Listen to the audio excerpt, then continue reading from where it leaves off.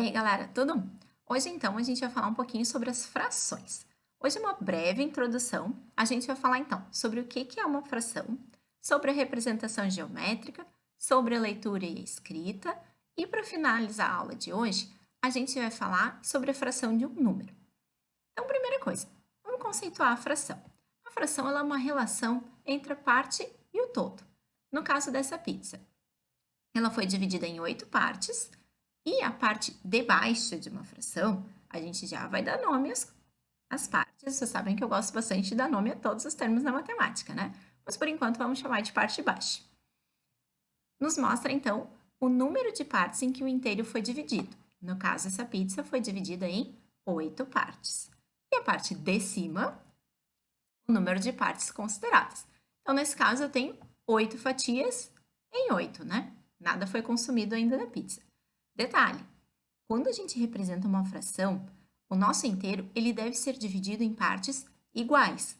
Eu não poderia ter uma fatia pequenininha, outra grandona e considerar a representação de uma fração. Então, sempre todas as partes com o mesmo tamanho, certo?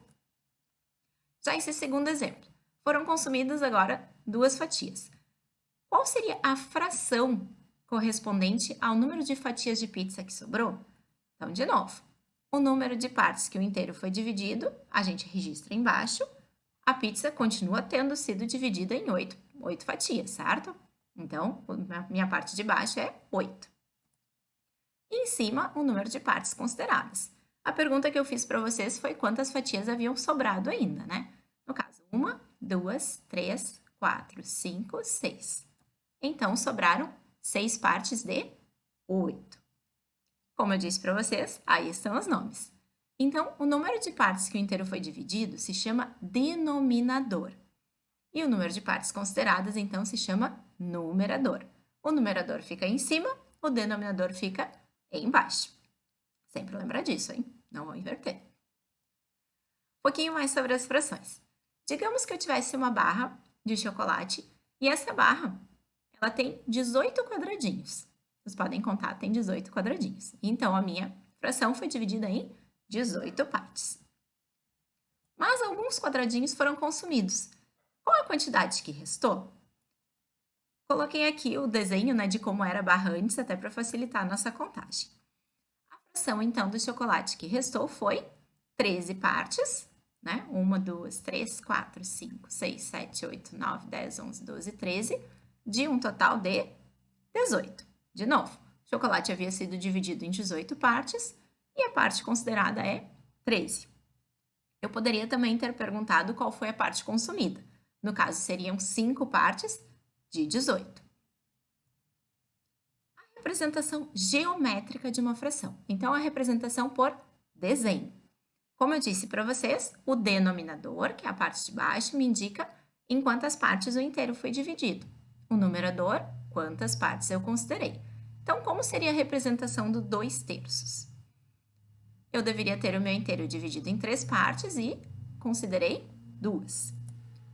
5/6, o inteiro dividido em 6 partes e eu considerei 5. 2/7, o inteiro dividido em 7 partes e eu considerei 2. Detalhe que eu não preciso pintar necessariamente as duas primeiras, eu poderia ter pintado essa e essa, desde que eu considere as duas partes. E a fração 4/13, que eu reparei que algumas ali eu já falei sobre a leitura, né? Já adiantei um pouquinho a próxima parte. Então, a fração 4 partes em 13, eu tenho o meu inteiro com 13 partes e eu considerei 4. Eu poderia ter desenhado também as 13 partes corrido uma depois da outra, tá? Não tem problema, desde que o inteiro fique todo juntinho. Leitura de uma fração, então. Já dei algum spoiler, né? O numerador indica uma quantidade. Então, são 5 partes, 6 partes, 7 partes de tantos. Então, a leitura dele é o numeral correspondente. Ele não tem nenhum nome especial. Então, se eu pintei, se eu considerei 5 partes, 5. Se eu considerei 10 partes, 10. Se eu considerei 128 partes, 128. Já o denominador, ele recebe um nome especial, da seguinte forma. Os denominadores de 2 até 9, eles têm um nome próprio, digamos assim. Então, se o meu denominador for 2, a leitura é meio. 1 meio, 2 meios, 3 meios, 4 meios e assim por diante. Se o meu denominador, a parte de baixo, é bom frisar porque na hora de escrever, às vezes dá um pouquinho de confusão. O numerador é um numeral como ele é. O denominador é quem recebe o nome especial. Se o denominador for 3, então eu leio como terço. Se o denominador for 4, eu leio como quarto. Se o denominador for 5, eu leio como quinto. Denominador 6, sexto. Denominador 7, sétimo. Denominador 8, oitavo. Denominador 9, nono. Então, esses nomes é importante saber. Se o denominador for uma potência de 10, 10, 100, 1000, 10.000 e assim por diante, a gente vai ler como décimo, centésimo, milésimo.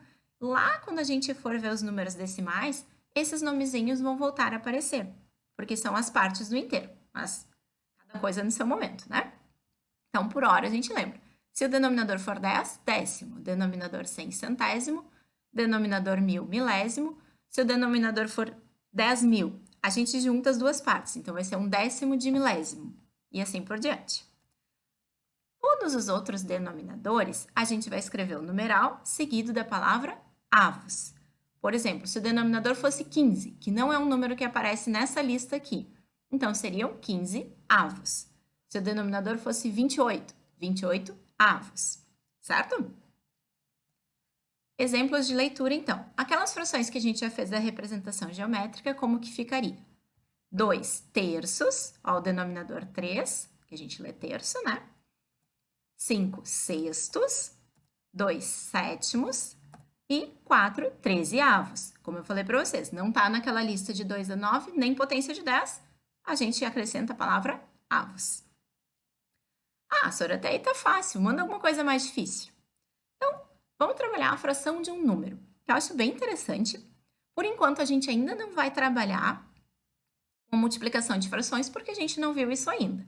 Então, eu vou trabalhar só com as 4 operações, mas a gente consegue já resolver esse tipo de problema. Podemos ainda calcular frações de quantidades, como, por exemplo, nas receitas, quando a gente lê 2 terços de uma xícara. 2 terços de uma xícara é fácil, né? Porque a gente pega a xícara ali e olha, mas se fosse 2 terços de um número um pouquinho maior, como a gente calcularia? E aí vem um exemplo para a gente poder trabalhar. Em uma sala de aula de 24 alunos, 2 terços são meninos. Quantos meninos há nessa turma? Ah, prof, 2 terços de 24? Como é que eu vou calcular isso? Ah, não gostei. Não, não é tão difícil. Uma forma bem simples é resolver através do desenho. Pode fazer o esquema por desenho, não tem problema nenhum. O que é 2 terços? São 2 partes de 3, de 24 alunos. Então, nós pegamos nossos 24 alunos e dividimos em 3 partes. Então, 24 dividido por 3, ó a tabuada que tem que saber, 8.